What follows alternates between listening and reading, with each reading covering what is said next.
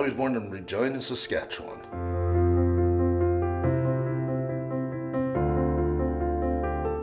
A soldier was, the first thing I wanted to be. And then when I learned about airplanes, I wanted to be a pilot. And then when I learned how much lawyers made when I was about 8 years old, or at least thought that, then I wanted to be a lawyer.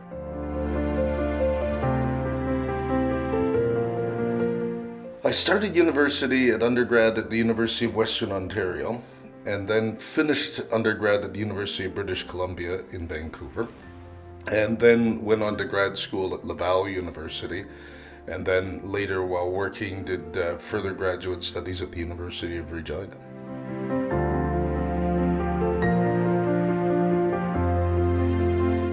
I studied French history and literature, and then later political science. And what I found interesting over the years were the number of federal deputy ministers who had studied literature. And I often used to get comments about, well, how does that prepare you for learning to be a federal deputy minister? And my thought was always that literature is the study, as is history, of human existence. And I've always said that in the public service, we're in the people business. And the more you understand of the human experience, especially the human experience over time, the better you're able to actually think through what's needed today.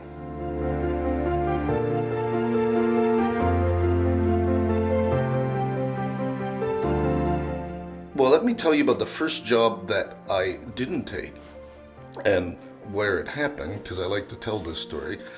The very first federal job offer I got was as a summer student at Parks Canada, working on the canals in Smiths Falls, Ontario. And the way I like to tell the story is I wanted a different type of experience, so I declined that, and then they came back and offered me CEO of Parks Canada, so I accepted. It's a true story. I just neglect the 32 or 3 years in between those two events, but Parks Canada was paying the princely sum of $8.39 an hour at the time, which was almost triple minimum wage. But I ended up working for the Ontario Public Service, what was then known as the Rideau Regional Centre in Smiths Falls, Ontario. And as much as I loved my time at Parks Canada 30 some odd years later, I'm really glad that I took that job at the Ontario Public Service, because I learned some really important things about the very powerful ways in which governments can damage people and families and communities.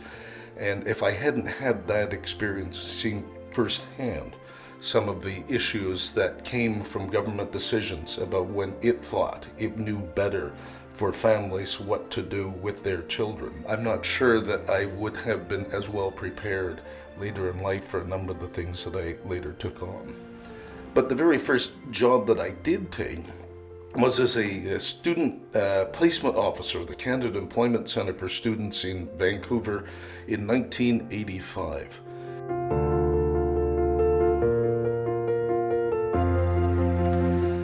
Lorsque je suis arrivé à Ottawa, c'était en 2001. C'était à peu près le 5 septembre 2001. Et j'ai commencé à mon nouveau bureau dans mon nouvel emploi avec le ministère de la Justice, étant arrivé de Yellowknife, où j'étais avec le ministère des Affaires autochtones et Affaires du Nord à l'époque. Et je suis arrivé seulement 6 jours avant les événements de 9/11, comme on l'appelle, en 2001. Et c'était toute une transition.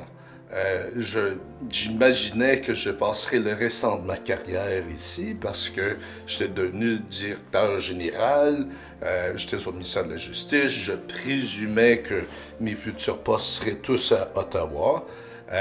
J'ai passé 2 années et demie ici à l'époque, puis ensuite j'ai eu un autre poste, toujours avec le fédéral, mais en Saskatchewan à ce point-là. Mais c'était la première fois que j'ai vécu dans la région de la capitale nationale. Je suis revenu quelques années après, mais la première fois c'était avec le ministère de la Justice.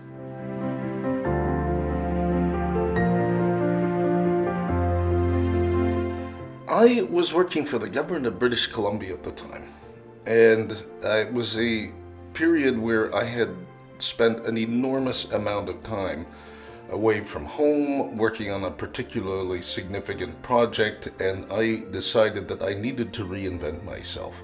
And I asked myself the question, do I think I can reinvent myself where I was at the time, or do I need to start somewhere new to do that? And so I saw, very unusually, an executive position offered with what was then known as Indian Affairs and Northern Development in Yellowknife. I'd always wanted to live north of 60. I had been working in Indigenous issues with the government of British Columbia, and it was an excellent opportunity. And so I applied. It took forever and a day. I assumed that they had just moved on and gone on without me.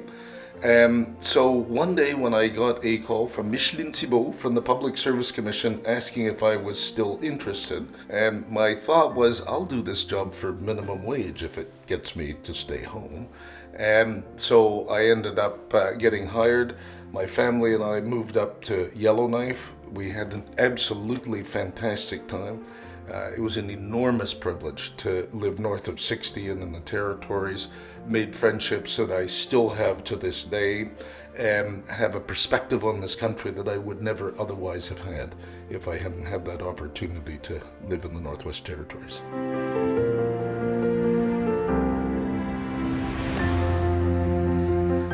Becoming an ADM was very nerve-wracking in many ways, but perhaps not for the ways that you might have imagined.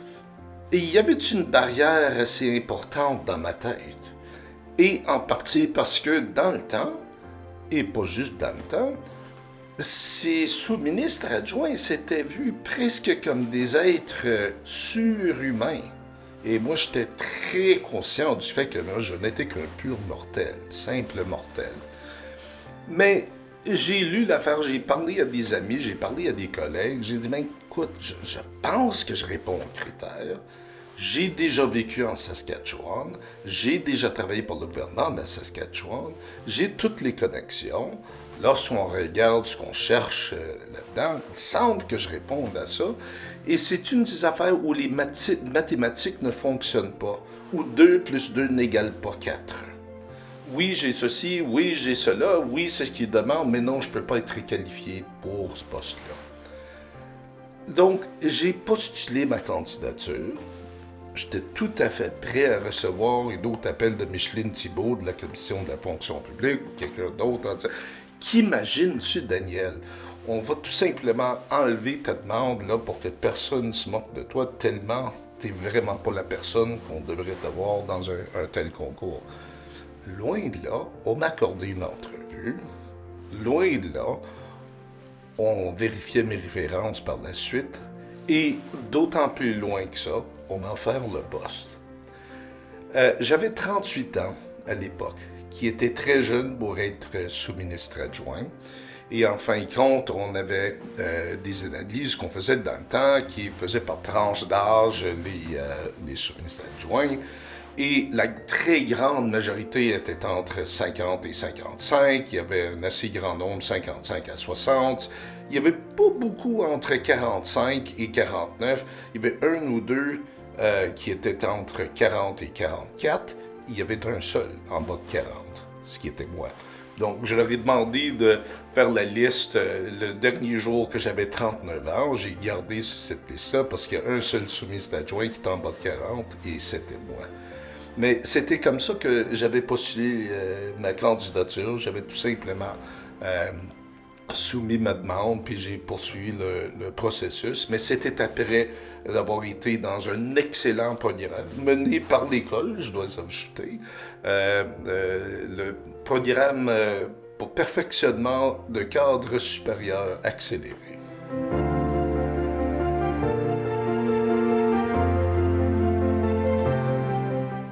It's one of the great mysteries, and I've been able to watch it from both sides of the fence now, and it is a very interesting process. So, I was selected to be on something called the Advanced Leadership Program, and it was a program that was taking a bunch of ADMs who have been recognized as being particularly promising, and it added a series of learnings to them to help them make them better leaders. I got this strange call one day to go and meet this person, Patricia Hassard. No idea who she was. Apparently worked somewhere at PCO. And when I asked people, they said they're the people who choose the deputies. And so I was immediately very nervous. It was a conversation that really knocked me off my socks and sent me for a loop, because they said, listen, we do a mapping here of who might be able to fill what types of positions, and we need to be very clear with you here. We're not offering anything. This may never come to anything at all, but we just want to be able to fill in some blanks. And then nothing happened. And I was completely fine with that. Until one morning, I realized that at 5:16 a.m., an invitation came in to meet the associate clerk at the time. And so I was in touch with my deputy, and I said, what role is this new associate clerk taking on? He said, well, very much the same one as the previous one, one of which is personnel. And I said, well, I've got a meeting that I have been called to, and it looks like it's just me. And he'd said, well, there's a good chance that they're going to ask if you want to take on a role in the deputy community. And so I went and sat down and felt very much like I was in the principal's office, and sat and waited and went in, started having this very pleasant conversation about nothing in particular. And then she said to me, so I suppose you're wondering why you're here? And inside I was thinking, yeah, kind of, and I think I came out with something less obvious than that in my response. But I was asked if I would be prepared to become an associate deputy minister at Western Economic Diversification. And so at one level, it came entirely out of the blue. At another level, there were signals and signs along the way that it might be possible. But it is a very opaque process. And I think anybody that is thinking about whether or not they're going to be in the deputy community, you'll never know until you're asked. You can't apply somewhere. There's no sort of leaderboard at which, you're getting X number of points and you can now see that you're in the top 3 or something like that. It is very much a mystery. What I will say, having sat on COSO and having seen an awful lot of people get appointed over the years, I can say this: an enormous amount of thought goes into it, an enormous amount of watching the community of assistant deputy ministers, an enormous amount of conversation from a lot of very dedicated people. It's never just sort of a spur of the moment decision that some clerk takes at the last minute based on who they had lunch with or something like that. It is about many years of having watched somebody's performance. It's about many conversations about what the community needs, and it's probably about a whole host of other things that I haven't been a part of. But having watched that from both sides for many years, I can tell you that it's not something that ever happens lightly.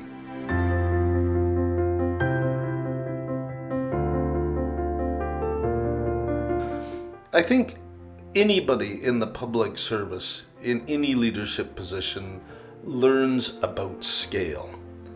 It is the single most powerful institution in the country. It touches more Canadians' lives than any other institution in the country.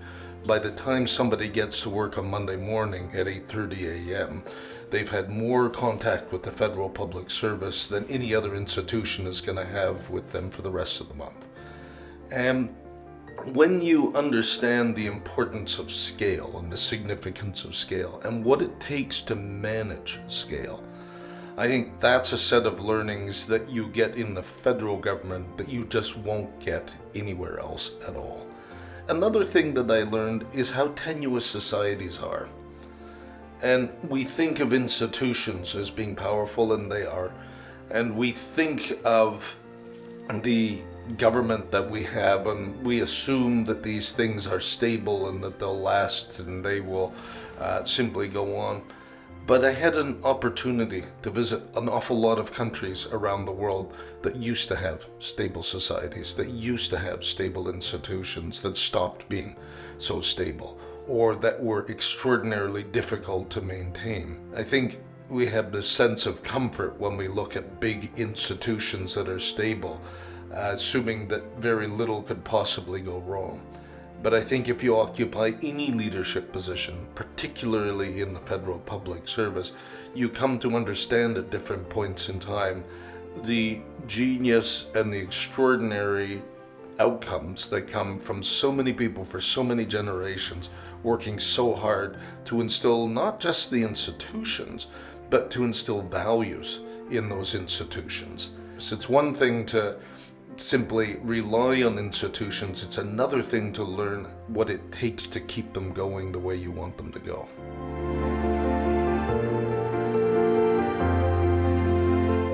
Leadership is the ability to get people to do the things that they need to do when they might not otherwise do them. Might not otherwise do them because they don't want to, they might not otherwise do them because they don't know how to do them. They might not otherwise do them because they don't have the tools or resources to do them. And leadership to me is filling in the gaps of those things. It's the filling in of the gap about, well, what is it that we're trying to do again here? It's the filling in of the gap, why is it that we want to do that? It's the filling in of the gap, but I don't know if I can do that. And I think if you can start answering questions like those, and those are some of the most important ones, and people understand, okay, I understand why we're doing this, I understand why it's important. Might not even agree with it, but I understand why it's important. I understand what we're doing. I understand what we're supposed to get here. And okay, I didn't think I could do this, but now that I look around and now that we've had this conversation, okay, I'm going to be able to do it. To me, that's leadership. I also think that leadership is helping people believe in themselves in a different way.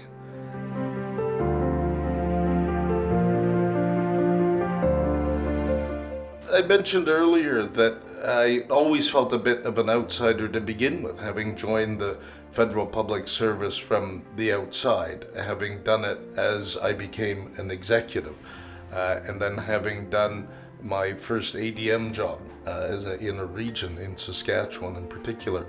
And so it was a relatively short time after that I got named Associate Deputy Minister and then Deputy Minister in quick succession, long time ago. I remember Munir Sheikh was the Chief Statistician of Canada at that point in time, and he was the only other Deputy Minister of Colour at the time. And anytime you're the only person who represents sort of a segment of Canadian society in an otherwise large and established group, it makes it more difficult to have certain conversations than if you have other people who have shared experience and background. But what I find extraordinary now leaving the public service is the group of people that I can call together who have very similar experiences, who come from a really broad range of backgrounds. And that is probably the most profound change that I have seen in the public service. We have a different range of views and perspectives in that deputy minister room when we're having those conversations than we did before. And to be better connected to Canada and Canadians, to better understand Canada and Canadians, and to better know what they need and is important to them means we're better public servants. And that to me has made one of the biggest differences that I've seen.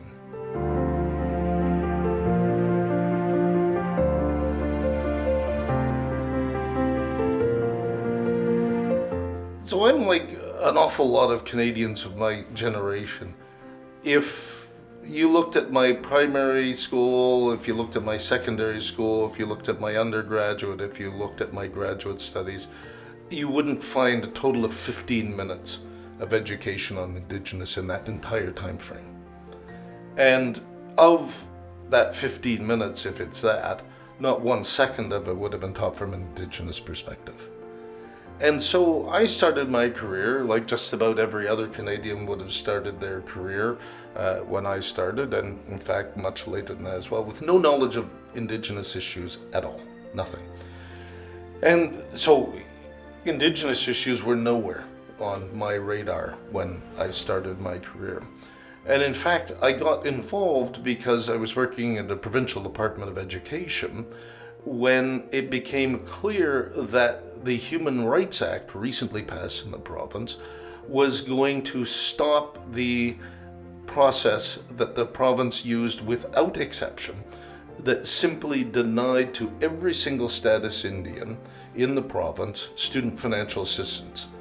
It simply said, if you are a status Indian, we do not care if you live off reserve, we do not care if you pay the same taxes as everybody else, we do not care what your circumstances are, we do not care where you're going to school, we'll give your neighbor student financial assistance, but not you, period. And this is during my career. And so when they asked for somebody to look at the impacts on that, I was 26, 27 years old, and I thought this doesn't seem right, so I put up my hand when nobody else would, and I took a look at it, and I was disturbed deeply by what I found.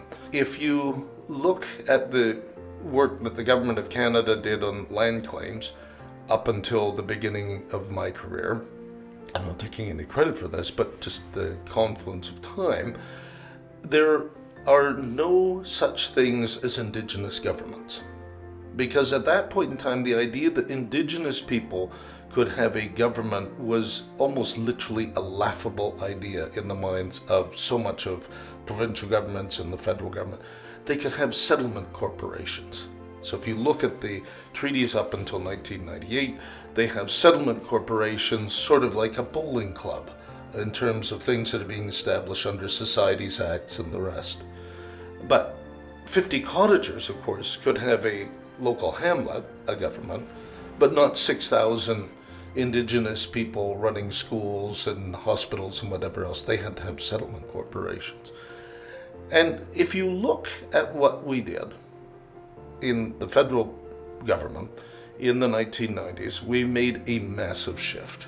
And we got to a point where we recognized that we needed to get beyond the idea of simple land claims. And so we had a policy that actually recognized governments. And I got to be part of the process that recognized the first First Nation government, properly and formally stated, in the Nisga'a Final Agreement when I worked for the province of British Columbia.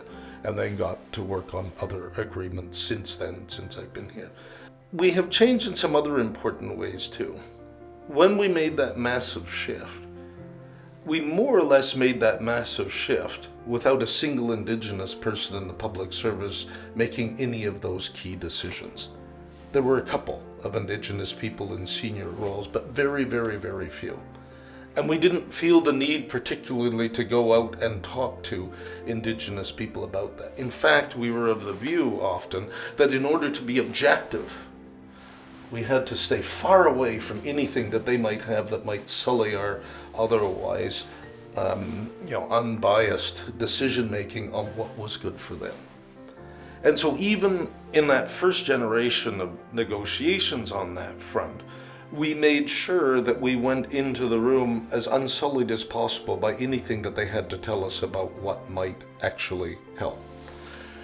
We are in a world today where we use a process called co-development. And while co-development is very different and we're still getting comfortable with it, it starts with the fundamentals that we use everywhere else in the public service. We don't go regulate the railroads without ever having talked to the railroads. We don't change EI policy and surprise people at 9 a.m. one morning and say that EI is fundamentally changed. Of course, we didn't talk to you about it because that would have biased us in our decision making. No, we engage with people deeply and in advance, and we're still getting used to that in the federal public service in 2023, 2024, and we're getting better at it. But it is an enormous difference when it used to be a badge of honor for us that we had done objective work without people interfering in our objective thinking away from the fray. And so when we enter the room with federal positions, that we could be clear that somehow or other they were very unbiased.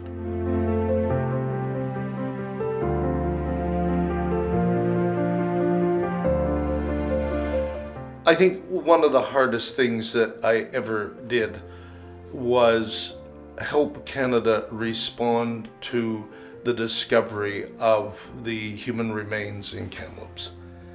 And that was very hard because of the enormity of the situation, the enormity of the pain, the enormity of the desire to do something in response, but the forgetting that it was the federal government's fault that those children were there.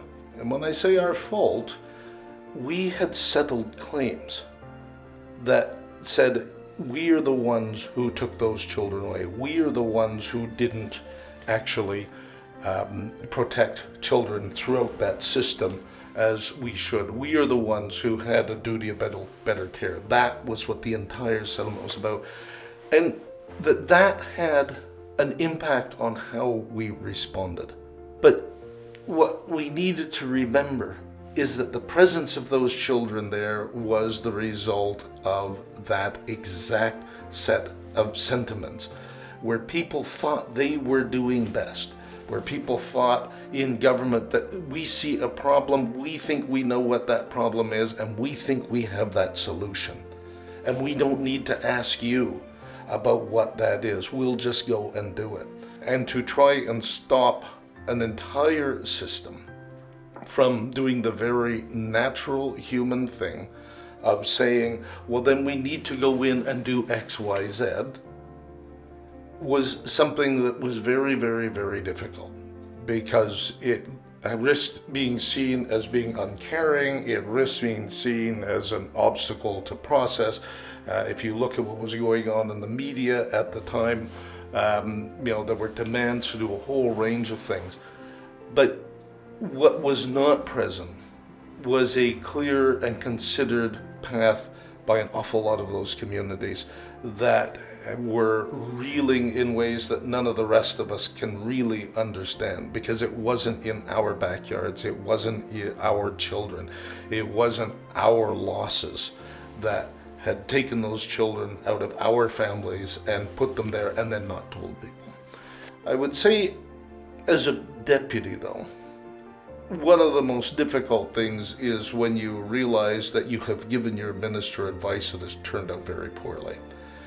And it might have been the best available advice at the time, but going into a minister to report that the advice that you personally gave as a deputy minister has failed spectacularly. And a couple of times where it happened to me, it was a panel of judges that wrote down all the very specific reasons that they thought that the advice that I had given was spectacularly bad, and they sort of struck it down.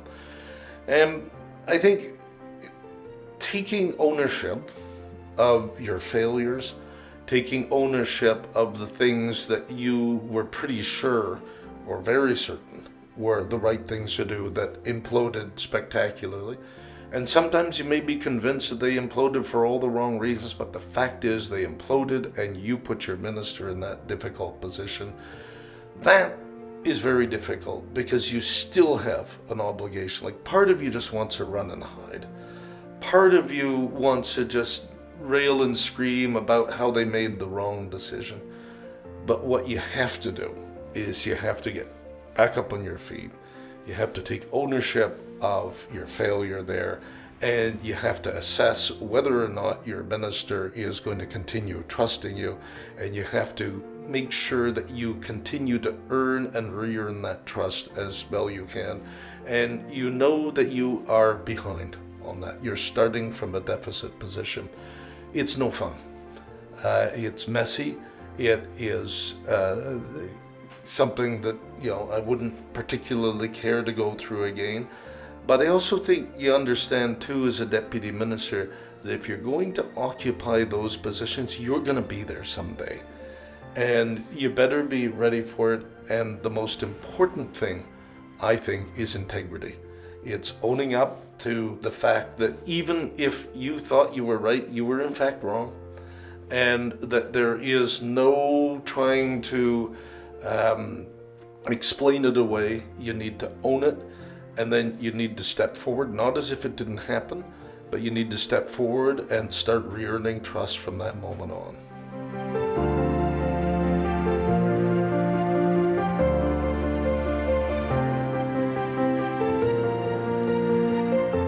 If anybody tells you that you can plan your career out to the end, walk away from the conversation.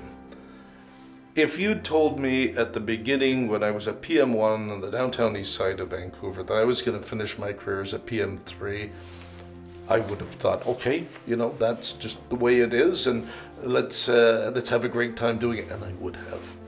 If you told me that I'd make a director one day, I wouldn't have believed you. If you'd talked to me about being a director general, I would have walked away and not listened to anything else. And if you'd said I was going to be an ADM or a deputy, I probably would have wondered what you'd had for lunch.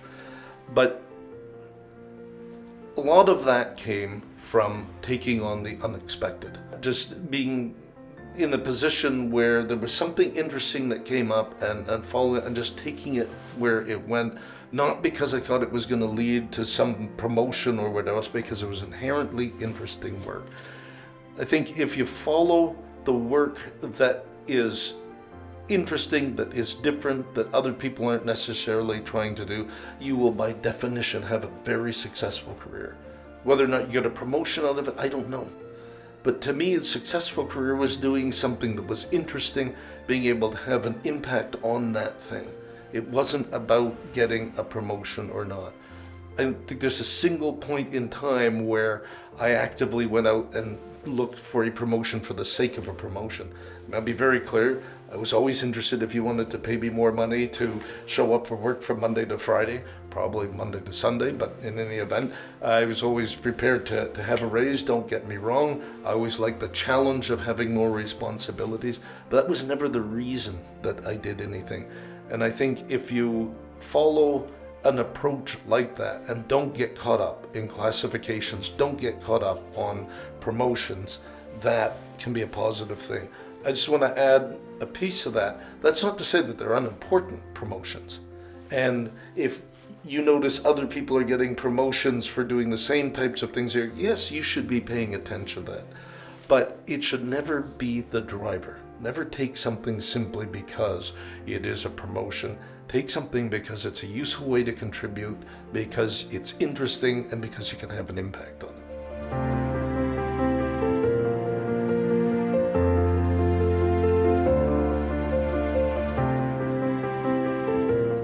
It goes by quickly. I remember these people, when I was starting out, I was 23, 24, they were in their 50s, late 50s, 60s, and they said, you'll be surprised at how quickly it goes. And naively, I thought to myself, what do these people know about this? All they did was actually do what they're talking about. And enjoy it. Enjoy the hard parts. I come back to the hard parts of my career much more than I come back to the happy parts when I'm trying to figure out what to do. Any given day in the last 5 years of my career, when I'm trying to figure out how to solve something I don't know how to solve, I can tell you, I'm thinking back to the hard parts. It wouldn't be a career of doing anything worth doing if there weren't some really difficult moments in it. The Federal Public Service at the end sees all of Canada's most difficult issues in some way, shape, or form. And if you want to be a part of that public service, you're going to be a part of those biggest problems and challenges that Canada has at some point in time. And embrace that. Because there isn't a plan B somewhere out there in Canada that says, well, if the Federal Public Service gets this wrong, fortunately we have this plan B to pick things up. We're in. And there are lots of other contributors, there are lots of other institutions in the country that do wonderful things. There's no other institution that does what the Federal Public Service does.